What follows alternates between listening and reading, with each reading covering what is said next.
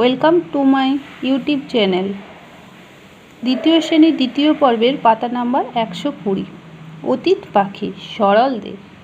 অতীত পাখি পথিক পাখির ঝাঁক।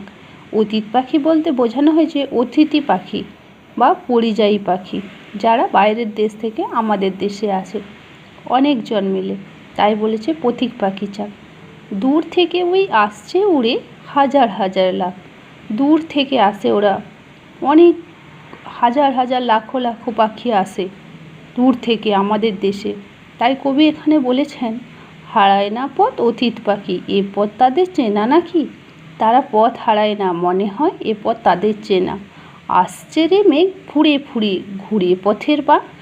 তারা মেঘ ফুঁড়ে ফুঁড়ে আসে, পথের বাঁক দিয়ে ঘুরতে ঘুরতে চলে আসে। তারপরে বলেছে, আয় রে তোরা অতীত পাখি, আয় রে তোরা আয়। হরেক পাখির খুশির মেলা, রঙের ছোঁয়া পায়। দূর থেকে নানা রঙের পাখি আসে, নানা রঙের পাখি দেখতে পায় একসাথে।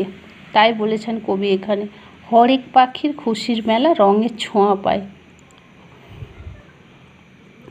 শীতের কটা দিনের তরে অতীত পাখি জলায় চড়ে।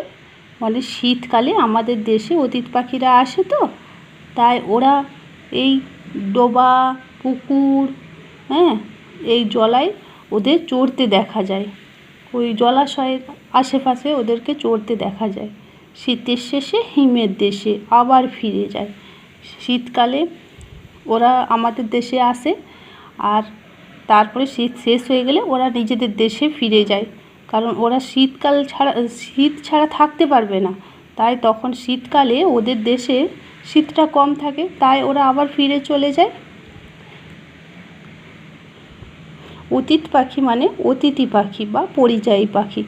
ঝাঁক মানে দল, বাঁক মানে মোড়, তরে মানে হলো জন্য, আর চড়ে মানে বিচরণ করে, হিম মানে বড়।